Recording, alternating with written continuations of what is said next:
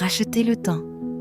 Éphésiens 5,16, rachetez le temps, car les jours sont mauvais. Réflexion. Paul ne parle pas ici de courir plus vite, mais de vivre plus consciemment. Racheter le temps, ce n'est pas l'accumuler ni le maîtriser, mais lui rendre sa valeur spirituelle. C'est refuser de laisser filer nos jours dans la distraction, l'amertume ou l'inutile, et choisir de les offrir à ce qui porte du fruit éternel.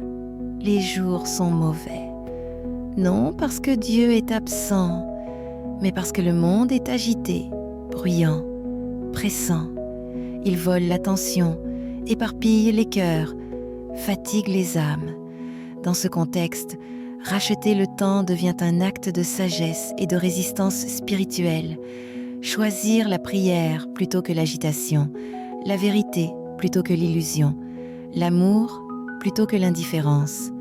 Chaque instant peut devenir une semence de lumière lorsqu'il est vécu en présence de Dieu. Racheter le temps, c'est vivre avec intention, comme un pèlerin qui sait que chaque pas compte.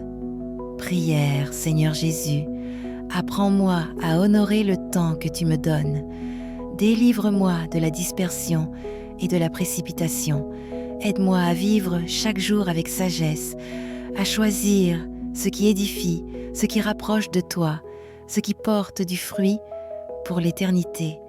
Que mes jours soient rachetés par ton amour. Amen. Application pratique. Aujourd'hui, choisis un moment à consacrer pleinement à Dieu. Quelques minutes de silence, une lecture biblique, une prière sincère.